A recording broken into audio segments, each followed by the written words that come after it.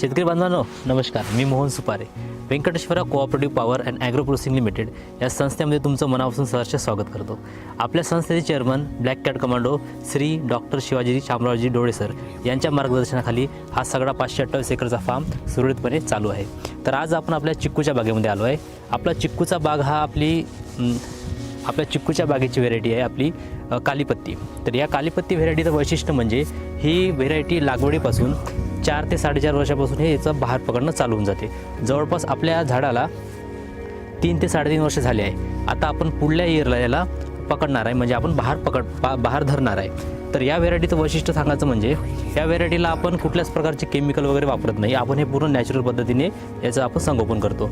आणि हे जे फळं आहे, चिक्कूचे जे फळं येणार आहे, हे सगळे फळं आपले ऑर्गॅनिक म्हणून आपण विकणार आहे. ठीक आहे. तर या व्हेरायटीला आपण लागवडीपासून जवळपास तुम्ही बघू शकता अशा प्रकारे 2 ते 3 छाटण्या घ्यावं लागतं. छाटण्या म्हणजे जमिनीपासून 2 ते 2.5 फुटापासून एक रिकट घ्यायचा. तिथून रिकट घेतल्याच्यानंतर त्याला 4 ते 5 फाट्या फुटतात. त्या फाट्याला पुन्हा 6 महिन्यांनी पुन्हा 2.5 ते 3 फुटावर आणखी एक रिकट घ्यायचा. म्हणजे झाड हे आपलं एकदम डेरेदार पद्धतीने तयार होते आणि झाडाला कुठल्याच प्रकारचा सपोर्ट वगैरे द्यायची गरज पडत नाही.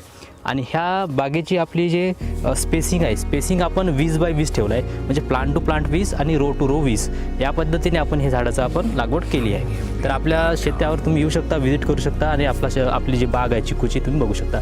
थँक्यू. जय जवान जय किसान.